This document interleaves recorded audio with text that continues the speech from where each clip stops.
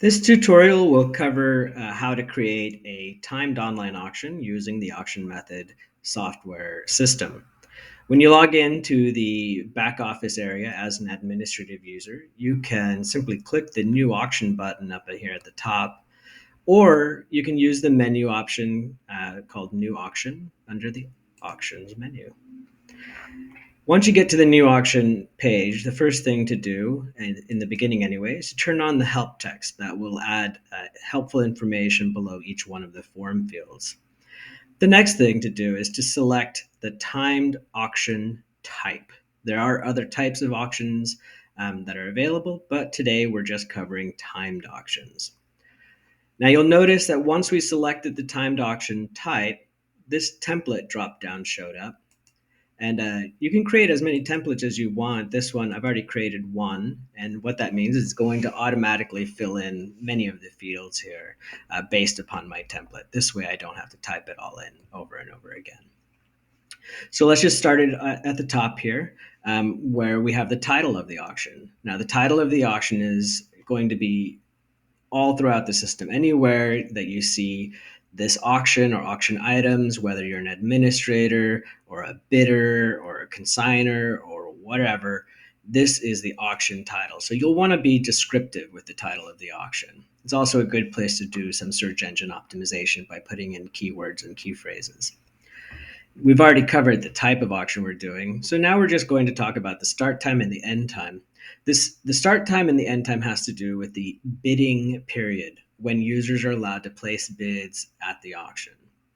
And so this is not the same thing as when the auction gets published and is available for viewing. It can be published and available to users long before the bidding period opens.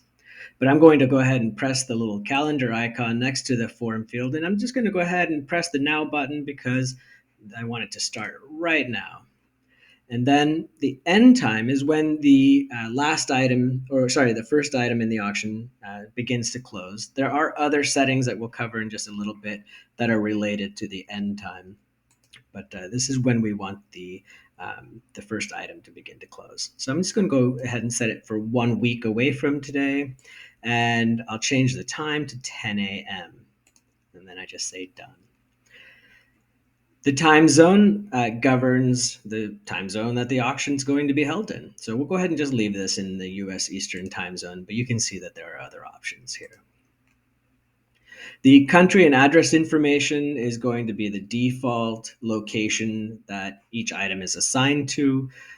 The location of items can be changed on an individual basis, but usually the auction items will all be at the same location, and therefore the items will inherit all of this address information for the location. The tax code has to do with the tax code that's going to be assigned to the items when they're invoiced. So you have to have a tax code in the system before you can even create an auction. I've just created one basic tax code that's a 0% rate. But you can and should create your own tax codes, and you can apply as many as you need to each auction. The buyer's premium is an amount that's going to be charged in addition to the user's bid. If you're not familiar with what a buyer's premium is, go ahead and read the description down here at the bottom. And if you plan to use one, then you would enter the percentage rate of the buyer's premium in this field here. I'm going to go ahead and set it at a 13% buyer's premium for this auction. Below that is what's known as a buyer's premium discount that is offered for non-credit card payments. So if a user is going to pay with, for example, cash or cashier's check or a wire transfer, then you can offer them a discount on the buyer's premium in order to incentivize non-credit card payments. However, I don't want to do that. I actually want people to pay by credit card if they feel like doing that. It's easier for me. So I'm not going to offer a discount here. The next field is called the increment scheme. You'll notice if you hover over the eye icon, the information icon, you'll see the way that this increment scheme is set up. The increment is used to determine what the minimum acceptable bid is above and beyond whatever the current bid is. So, for example, if I'm using this scheme, if the current bid is $50, that means the next bidder is going to have to enter $55. If the current bid is $1,500, the next minimum acceptable bid is going to be $1,550. And so that's an increment scheme, which is basically a scale. And you can have many different increment schemes to change between. You can create your own. There's also the option to create a flat increment or to use a flat increment. That just means that it's not going to scale. The increment is always going to be the same. So, for example, if I want to have an auction that's like a dollar bid night, every bid's a dollar, no matter what, then I would set it to flat increment and the number one here. However, most people use a scale, so I'm going to use the default increment scheme here. The starting bid amount is just the default starting bid for all of the items in the auction.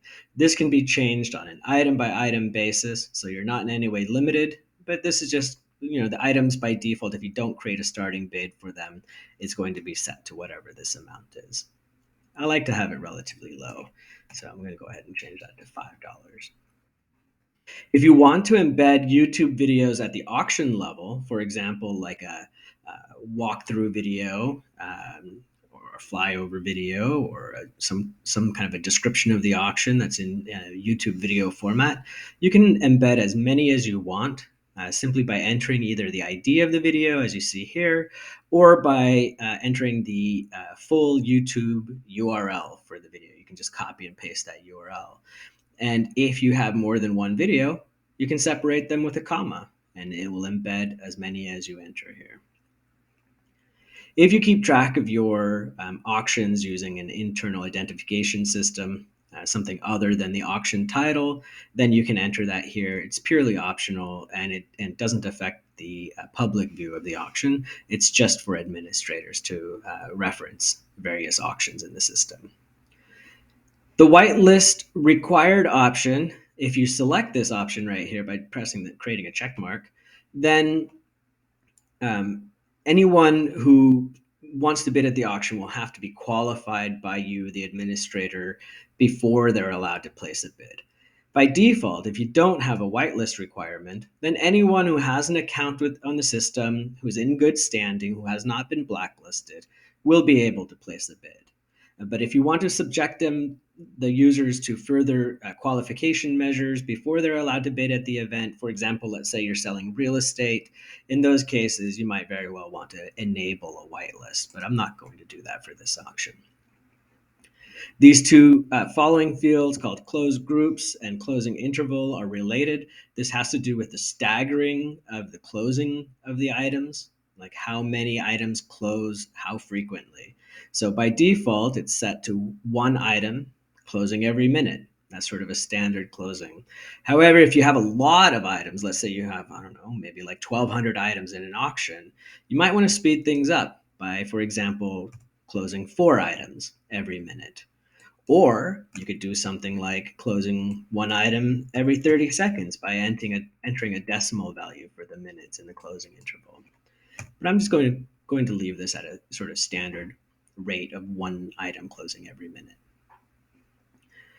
Below that, we have a notification option where if you select the closing alert here, it's going to send a message either by email or by text message, depending on the user's preference and your system settings.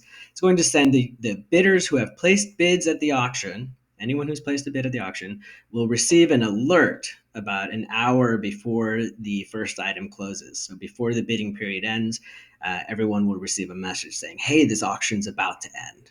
So if you want to do that, then you'll press that checkbox right there. Now, the style of closing is, in this case, I have it selected to soft closing. There's basically two options within the system, soft close and hard close.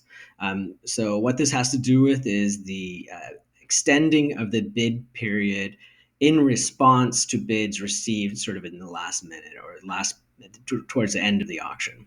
It's also referred to as sniper protection. So the difference is that, so if you don't have this checked, then by default, it's going to be what's called a hard close, which means that if you say that an item's bidding period ends at 10 a.m., then when it's 10 a.m. Even if a bid was received, milliseconds before that, it's going to end at 10 a.m. regardless. However, by most auctioneers nowadays use soft close bid extensions in order to make sure that everyone has an opportunity to respond to bids that are received towards the end of the bidding period. So you can read more about that down here if you really want to get a good understanding of it. And I suggest you do before using this option.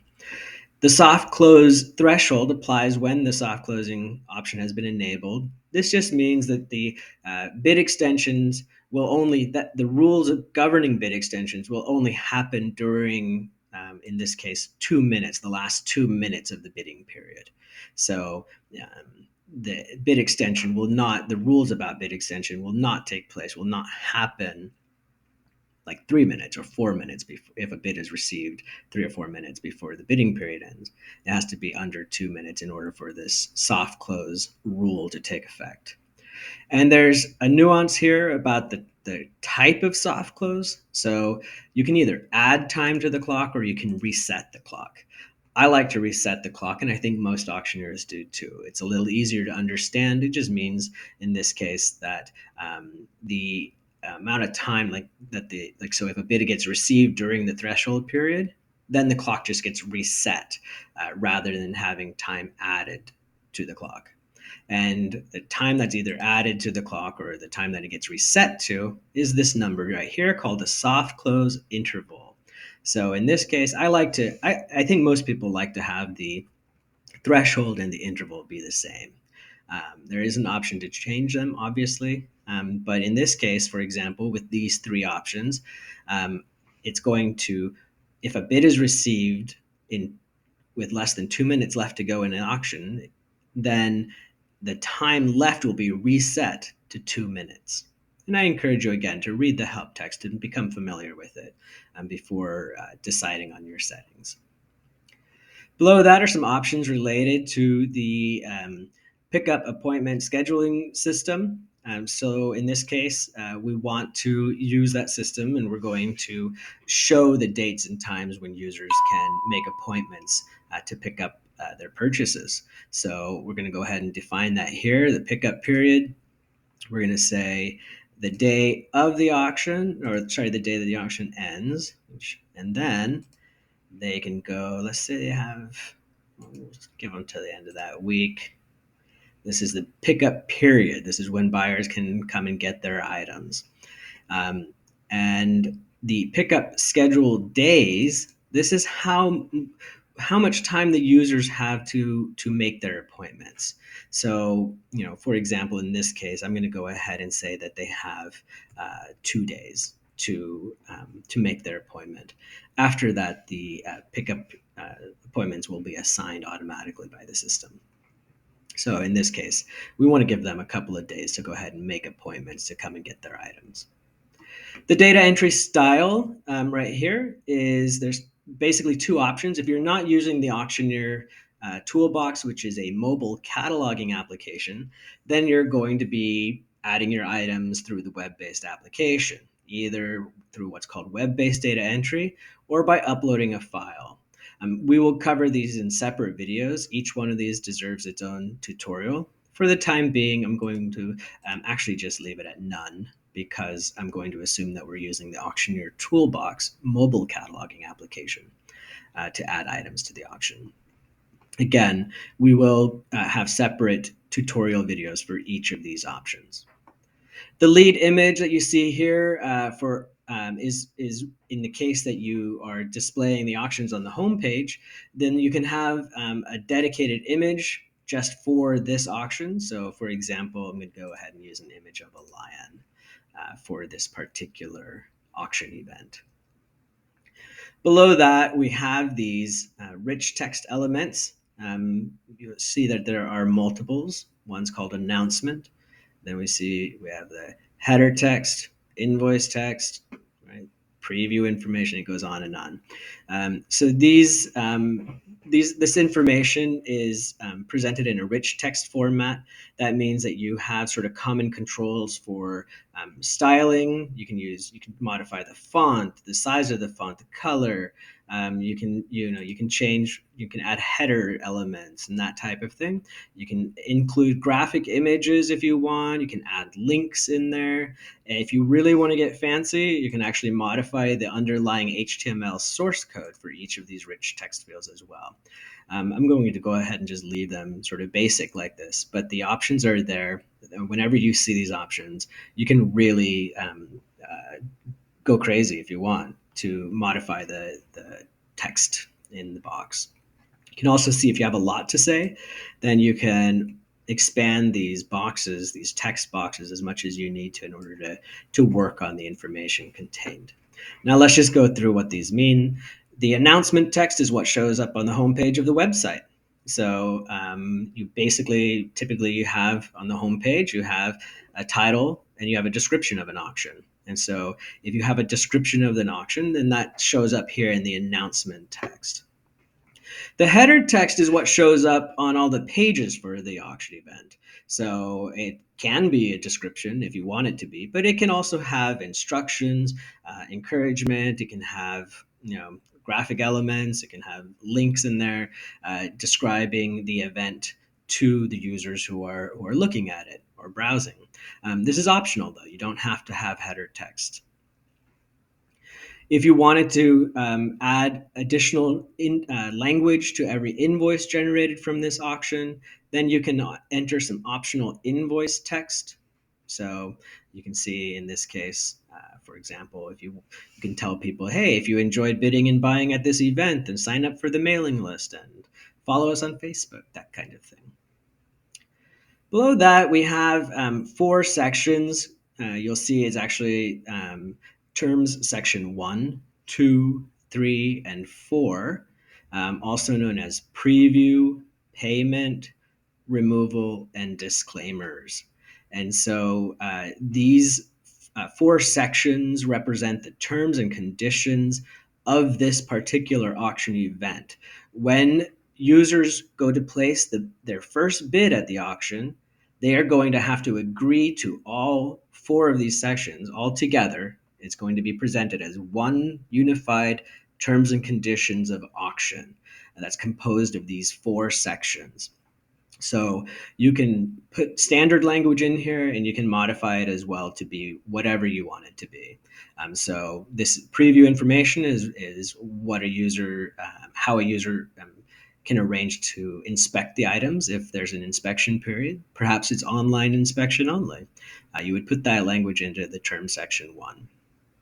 Payment information has to do with what kind of payment, like what are the rules and what kind of payment options are available. You'll want to put that kind of information along with like the deadline for the payment period in here. The removal information has to do with what kind of rules you have governing the pickup period, and how users will take possession of their items. So, for example, if you offer shipping information, if you offer shipping, then you would put that kind of information in here. Now, there is one slight difference between the removal information and the rest of these sections, and that is that there's an option to enable the pickup authorization form. What that does is if you enable this checkbox right here, it's going to add this language called removal authorization to the removal terms section. And what this does is allows the winning bidder to authorize someone other than themselves to come and pick up the item. So if you want to use that feature, then you will enable the pickup authorization form. Below that, we have the disclaimers, which is something to the effect of all items are sold as is, where is, buyer beware, that type of thing. If you have any disclaimers for the auction, you'll want to put them into this section here called disclaimers. Now, below that is an optional field called item description. And what that does is it will append whatever text you put in here to all of the item descriptions in the auction. Again, this is an optional field. You don't have to use it, but it will, if you put something in here, then all of the item descriptions in the auction will have this text appended to them. Lastly, we have an option that's called use credit card processing fee. And if you enable that, then it will add a surcharge to buyers' invoices for using their credit cards. We do not recommend using, if you're using, for example, the buyer's premium and the buyer's premium discount, typically then you would not be using a credit card processing fee. But let's say that you're not using a buyer's premium with a discount, then you may choose to add a credit card processing fee to the invoices for buyers. Down below that, you'll see we have a couple of different options. We can just save the auction, which is actually what we're going to do. If you want to go straight into the data entry phase where you start adding items into the auction, then you would press save and add lots. Over here to the right is how you create a template. If you like the settings up above, everything's entered the way you want, and you plan on using these same settings and this same language again in the future, then you can create a template by entering a name right here, a template name, and hitting the Save Template button. If you want to make this template be your default for all new auctions, then you would select the default option here. That makes it really easy moving forward, so you don't have to keep typing the same thing over and over again or copying auctions. You can just use an auction template. In this case, though, I'm just going to hit the Save button, and that will be the end of the video. Thank you so much for watching.